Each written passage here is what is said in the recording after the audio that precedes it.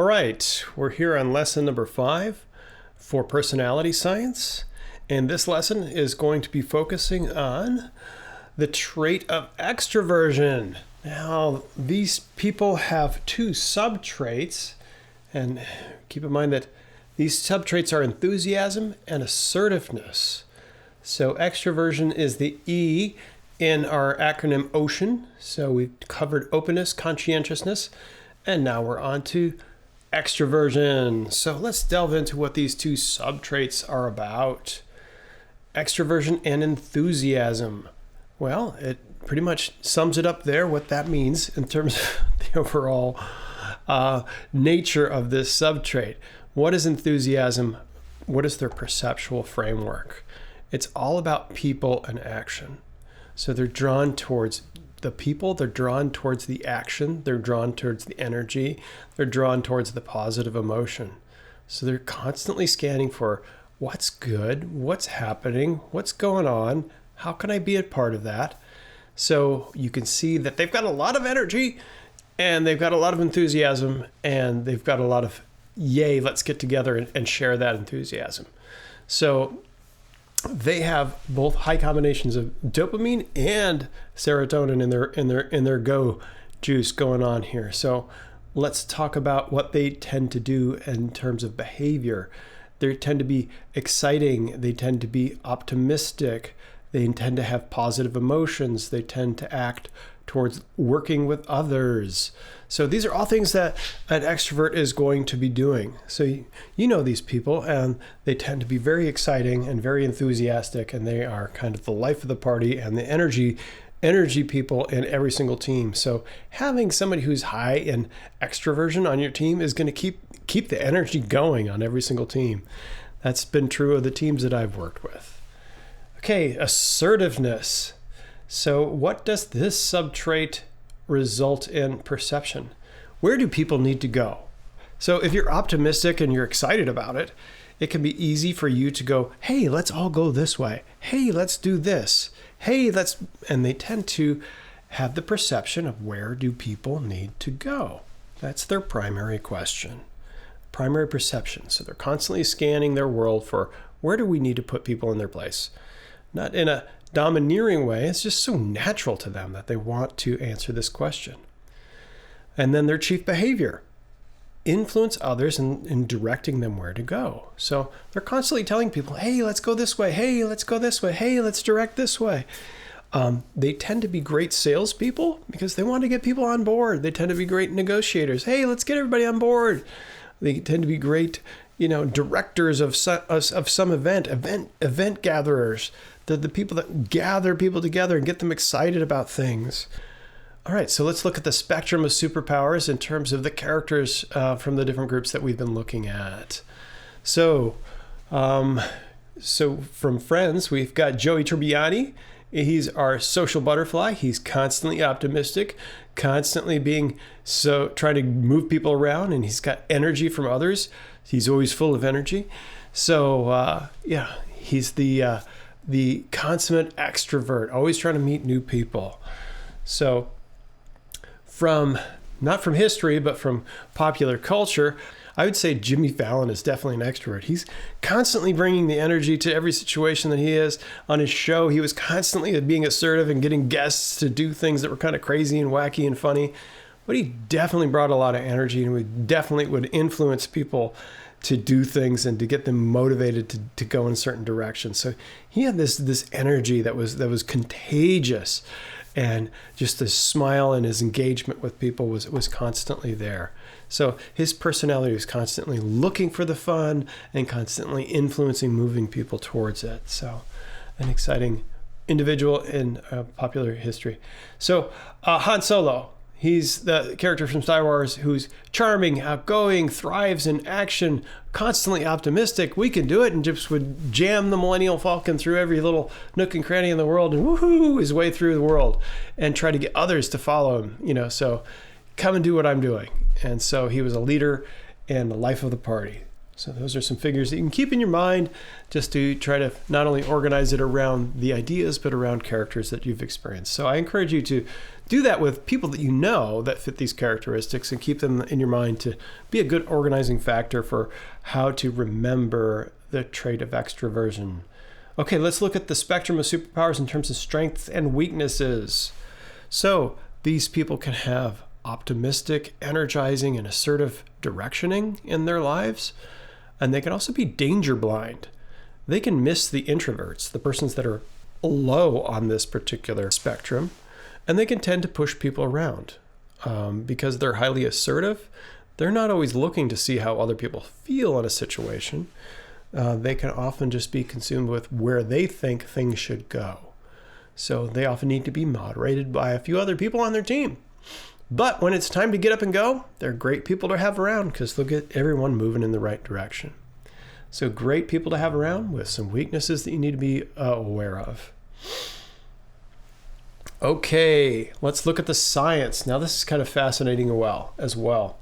So this is kind of germane to all of the personalities. So there are fast circuits, and these circuits are what we call myelinated circuits. So what does myelinated mean? Myelinated means that they've been wrapped around with insulation. So what's the deal with that? Well, our brain is full of actual electrical circuits. There is electrical current flowing down each little dendrite of a neuron. And depending on how much insulation is around, it's actually fat that is wrapped around that neuron. That doesn't allow the electrical current to leak out of that membrane. Keeps it in there so that it takes less energy for it to go further, faster.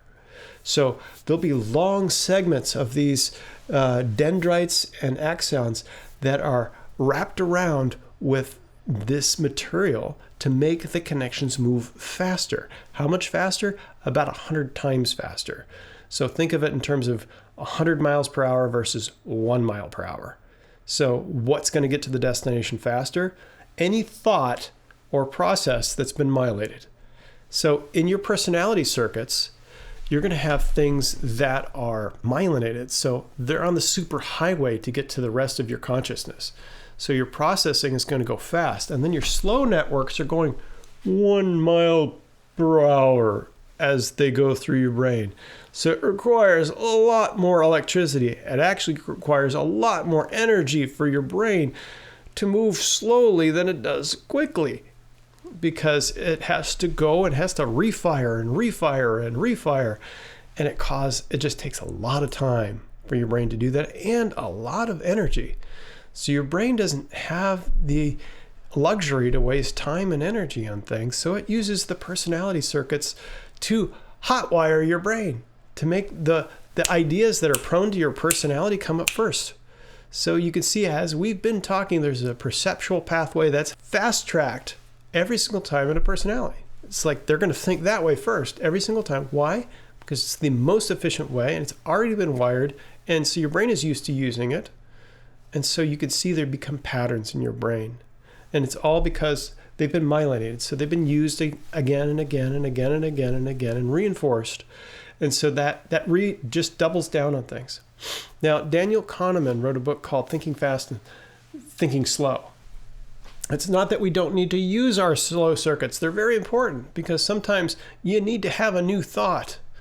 You need to go down a new pathway other than the one that's already been determined by your personality.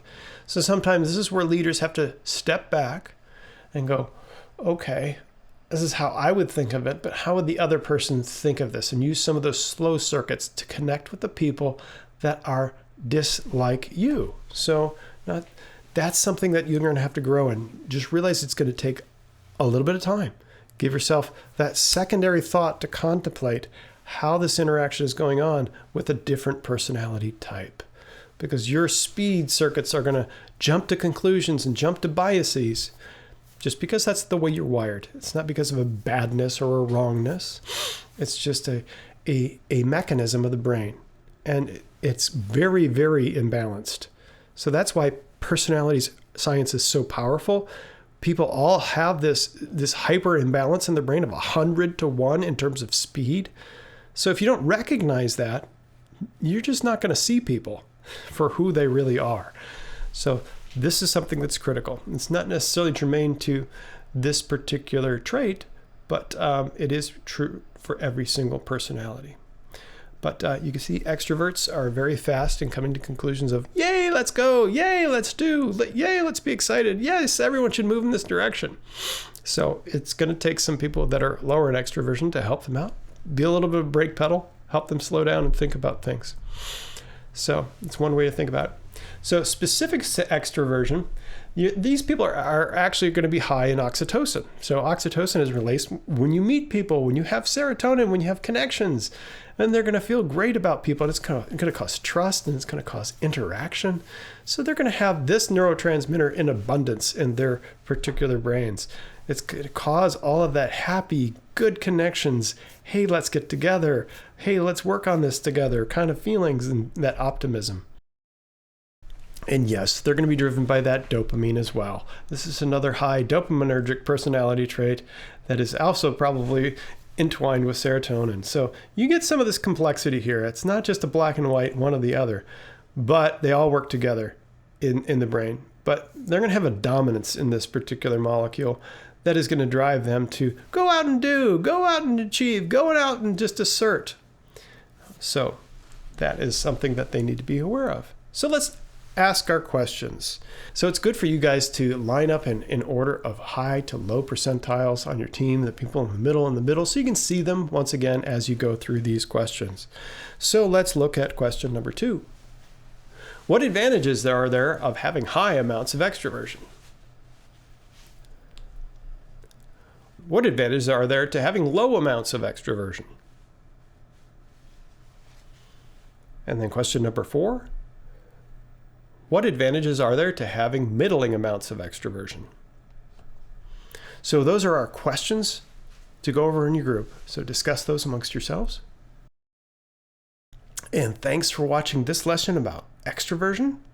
And extroversion has 2 subtraits of assertiveness and enthusiasm.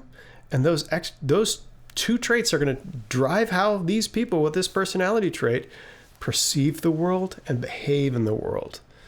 And we learned a little bit about the science behind that. And so let's utilize these people and encourage these people to be the best selves they can be, and to help them to understand their weaknesses and work with their teams in a great and effective way.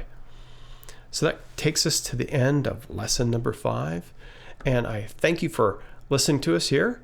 And again, this is all about helping you to value people as a leader. As you begin to be able to predict their perceptions and behaviors, you're going to become a better leader and a better person as you interact with all the people in your life. So thanks for joining us with lesson number 5, and we'll see you in lesson number 6.